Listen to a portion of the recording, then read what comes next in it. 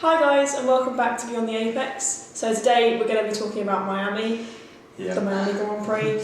I mean, first of all, let's just quickly put it out there. We didn't. Well, we did watch it, but we didn't watch it live. Well, all of it live. Yeah. Well, to be fair, we watched it all live. We'll be watching the screen for the majority of it.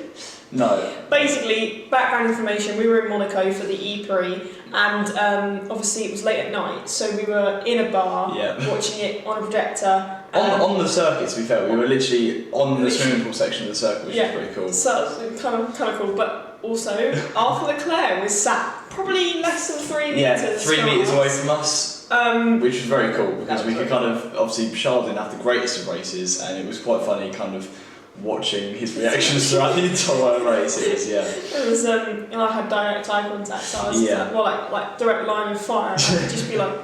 So that's a preface, but obviously we'll move on to like Redbull. So, I mean... it was just, again, it's showing how dominant that car is with DRS. As soon as that car gets DRS, you can't keep it behind at all. It was kind of one lap for Max. Every lap he was overtaking someone, and you just can't compete against it. We said that, didn't we? As soon as the race started, we said, we'll give Max, what did we say, 20 laps? I said 20 laps, and it took him 14 to get to P2. And it's like... Honestly, it just shows you, like you said, how much that car has got compared to everyone else. And look, you've got to give it to Max as well, because even though his car is incredibly quick, he's got to get the moves, he's got to stay out of trouble, but at the same time, it makes it very, very easy when you've got... Yeah, exactly. Like that means that qualifying means nothing really to him, because whatever, he'll still get at least P2.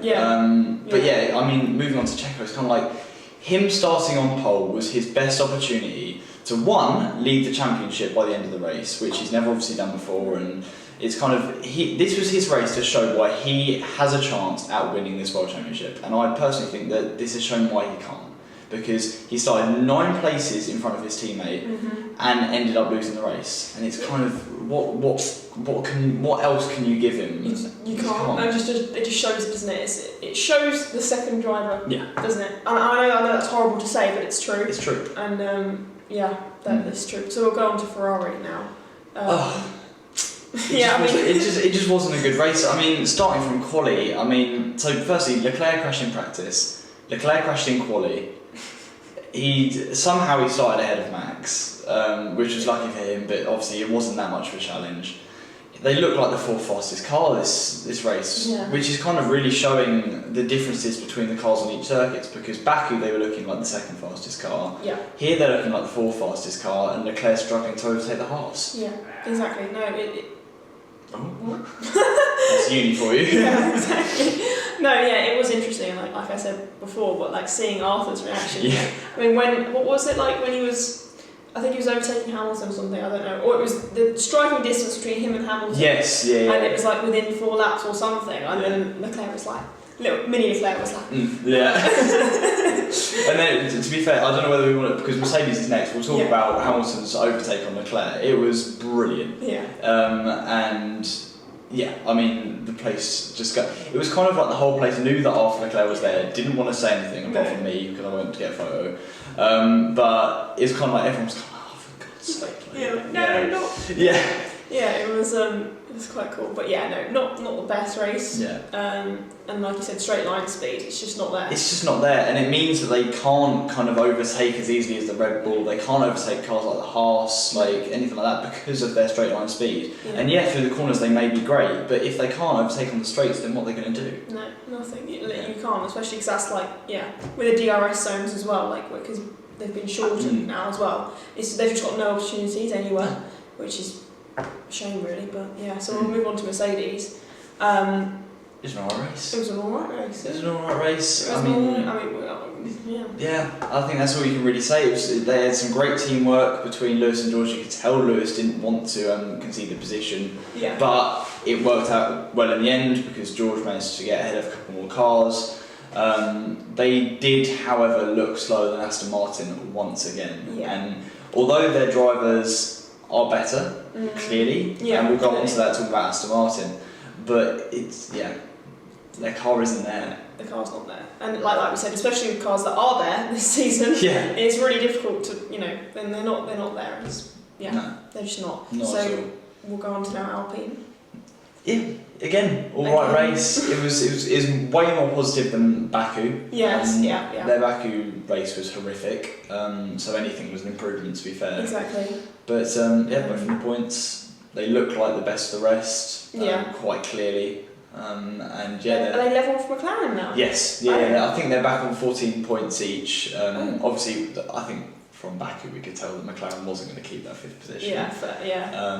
But they're back on level with McLaren. They're going to be rising up. I think 5th is in the. If they don't get 5th this season, it will be quite a shock. We'll go on to McLaren later, but it was a good race.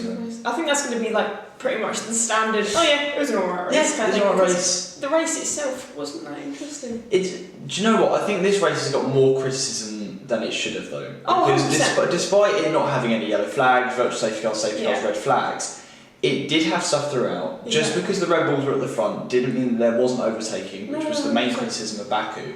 There was definitely overtaking, and the cars could run closer. It was just that kind of battle for the lead isn't there. But it's not ever been there though. No. Like, people complain about it, but look at last year. Like Max. It was kind of like, even if Leclerc got it on pole, it was within the first 3 laps, Max got ahead, and then that was the race. So, and I think we're going to really struggle to see a top battle between cars at some, and apart from being teammates, Perez and Verstappen. But I think it's going to take a couple of years before we do see a title fight between 2 cars again. Yeah, and look, I think the first kind of case that we're going to get of that is probably going to be 2025. And I hate to say it, but I think it's going to be between Red Bull and Aston Martin. And it will be between Max and Alonso, and that is a title fight that I'm very much here for. I'm here for. I think that's the only thing I can see happening, to be honest. I can't see because no one's close. No one's close enough. And obviously the Red Bull penalties for the cap breach last year haven't even taken place yet, so that will affect next year.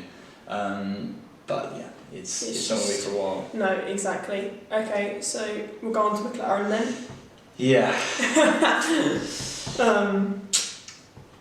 Not good. No, it wasn't what both cars out in Q1.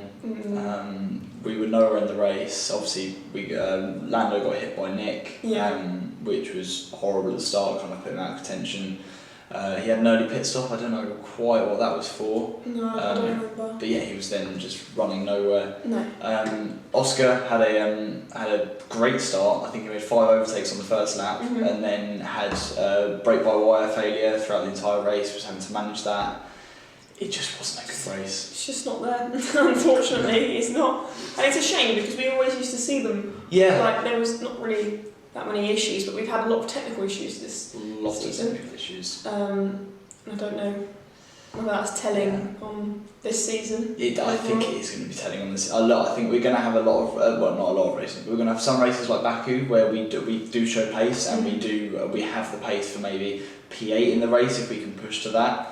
But I think there's going to be a lot of races like this where we're going to be battling with the Williams, with the Alpha Tauris, and just being nowhere. I agree.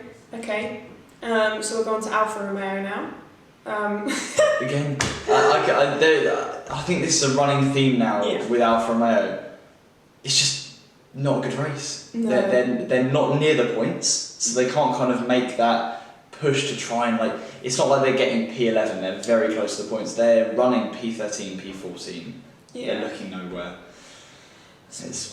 I don't know what you can say. At least Bottas had a better race than Joe this race. Because we said that last time, that Bottas wasn't living up to the absolutely not standards. But at the same time, he should be, with his experience, he should be trying to at least push for the points, and he's nowhere near. That shows the car again, doesn't it? It shows how horrific that car is, and it is really kind of in that battle for 8th fastest, 9th fastest car. It's not looking good. It's not good. Okay. So, a slightly more positive note. Aston Martin. As we've said, every race this season, another positive result. It's so good. It's just so good to see him on the podium. It is so good to see him, and he's looking like he's enjoying life so much at the moment. He's just thriving in it. And it was easily the second fastest car. However, this weekend is kind of tainted by the fact that Stroll had a horrific weekend. He was outperformed massively. Yeah, hugely. Considering. I mean, I don't think he was in the points. I think it was like P12 in the end. Yeah. He made a great move on, I think, one of the Williams or something. But apart from that, it was. But that means nothing when your first driver, so say, isn't on the podium. No, it's like it shows you the car's there. Like clearly the driver's not there. Obviously, it's not going to change because. No. But it's kind of giving kind of Lando and Daniel, not every race so far this season, but this race was definitely kind of giving Lando and Daniel from last season where Lando was just massively outperforming the car and Ricciardo wasn't, and it was kind of giving that because Stroll was battling for those meaningless positions whilst Fernando was absolutely fine as well. He was like 6-7 seconds ahead of P4. He was loving life. So it's kind of it is showing that car should be way up there, and Stroll is going to kind of hinder Aston Martin throughout the season. Yeah, especially with the constructors, which is going to be such a shame because Alonso's been up there several times this season already, and like we said, they could easily be the second fastest car. Absolutely. So it's just a shame, really. But again, like we said, that won't change. No, it won't change at all. It won't change. Okay, we're going to Haas. I mean, considering a Ferrari can overtake it, I think it's quite good, quite positive. It was an alright race, I mean, they got a point. That's all they're kind of looking to get at these races. Kind of that lower end of the points. Obviously, K-Mag qualified P4, a brilliant quality performance from him, especially kind of coming back from where he was with Hülkenberg last race. I mean, that's all you can basically ask them. Exactly, that's pretty much it. But it was a good race for them. Yeah, it was a decent race, and they showed that that car does have pace at some tracks, and they are not just going to be running in the meaningless points. They will have those chances throughout the season to get in the points. Definitely, I agree. Definitely. Okay, so moving on to AlphaTauri. Yuki pulled that out of the bag. Honestly, I don't know. He is on another level this season. And he's banging in those P11, P10s. He's showing great pace. I mean, one of the sends that he had, I think it was on one of the Williams. Yeah, I can't remember. It was into the final corner, and he just absolutely sent that thing down the inside. I mean, it's kind of. It's showing the velocity from him that he was showing in the first season, his rookie season, but it is again showing the consistency that he can have, and he's really turning into a driver now that is looking quite positive. Yeah, and so moving on from that, potentially a 2025 Red Bull Super maybe he's looking at. But like, what did we say before? We said before, Yuki is difficult because if he got pressure under him and stuff, he's going to go above and beyond. Because of that pressure, which I don't think Red Bull are going to want, especially if he's a second driver. Yes, absolutely, and I think as soon as you put a little bit of pressure on Yuki, which he definitely had in his rookie season, you can see he just kind of crumbles. Yes. So it is going to be very telling in the next couple of years if he can carry on getting these results. I think he 100% deserves that Red Bull seat. I think so. But we will have to see. But then going to the teammate in the team, De Vries, another poor weekend from De Vries. Yeah, I mean, I hate to say this because obviously I watched him in the ep.6 for a couple of seasons, but it's just such a shame. Yeah. It honestly is. I mean, what about your news? You say. Yeah, so this morning I was literally coming up in the lift for this, and I got a notification on my phone, and apparently there are reports coming out that Helmut Marko has given Nick De Vries 3 races to improve his results. Otherwise, he could be replaced by Daniel Ricciardo. And I personally disagree with it. I disagree massively with it because I think Daniel, this is his year out. This is his year out to kind of stay on it, just keep putting in simulator work, keeping it up top so that he can possibly get a 2024 seat. I don't think he's going to get a 2024 seat, but that's his goal. I think if you're putting anyone in the car, it's Liam Lawson. I think so. I don't know. I don't know why you would choose someone that's been out of the racing for quite a long time now, and especially with the issues he had with McLaren. Not with pace and keeping up with teammates. To put him in a car with Yuki, who's potentially going for a Red Bull seat, I don't think really that's. I don't think it's good, isn't it? And do you know what? It might be outlandish to say, but I think if they put Daniel Ricciardo in this car right now, Yuki would outperform him. And I think that would genuinely end Ricciardo's career. I think so. Completely end it. So, but going from that then, do you reckon Ricciardo would take it? If he got offered it? That would be difficult to say, because I think definitely in the next 3 races, I don't think he'd take it. But if it was mid-season and he was getting talks from his agent that he kind of didn't have this seat on the horizon and he didn't have a chance at 2024 seat, I think he would take the AlphaTauri just to try and show himself that he still has it and show other teams and kind of increase his portfolio. But yeah, I mean, it just depends, isn't it? You can't just say yes or no. No, This is our fault, but yeah. Yeah, fair enough. De Vries, it was a stupid accident at the start. Just outbraked himself once again. We've seen that already this year, and it's just shows you how hard it is to go from one category to another. 100%. And look, it does kind of show that Monza performance was an outlier, and that Williams was good that weekend. And I guess that's what you can really say. Yeah. Okay, so we'll move on to Williams now. Yeah. Finally, and it was alright, wasn't good, wasn't bad. Yeah, I mean, they're way more competitive than they were last season, that's for sure. But at the same time, they're not where they want to be. No, they're not, no. They've improved, but they're not there where they want to be, like you said. It's just one of those things, I think. And, I mean, really bad pit stop. Oh, yeah, the pit stop at the start completely ruined Sargent's race. I mean, they pitted for a... I can't remember the technical term for the end plate. Logan had contact at the start of the race, lost his end plate. They pitted him and actually stood in the pit stops. It was 40 seconds, and it just ruined his race. He couldn't get anywhere close after that. That was it. Yeah, especially there's no pace to be able to catch up. And they had no safety cars as well. No. So they had no chance. Yeah, so it's such a shame, but yeah, and especially at Logan's home race as well. But did you see though when I don't know if it was I saw it on TikTok and he walked out, in the bit where they introduce everyone. Yes. And no one was like, woo! Yeah, it's kind of like I think he was kind of like wanting more of a reception, and Williams have definitely been trying to push for more reception for Logan. And there's nothing. Which really surprised me. It surprised me because look at the British Grand Prix. Look at all that the fans go mad, and you see Lewis and Lando and George come past. It's deafening, and then it's like the American fans, who I don't want to generalise, but the majority did originate from Drive to Survive, obviously through COVID, and it's kind of like they have kind of grown allegiances with drivers through that, and therefore when an American driver comes in who's running at the back, they kind of see no reason to support. So 100%, no, I agree. I see that link, but overall it was just an alright race. Just an alright race. Yeah.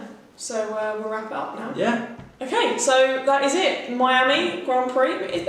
Am I going mad, or there is one this weekend? Is it? No, next weekend. I think there's a gap. To Imola. I think there is a gap. But I can't. I'm honestly, I'm drowning in race weekends over here. Yeah. But so next one will be Imola, right?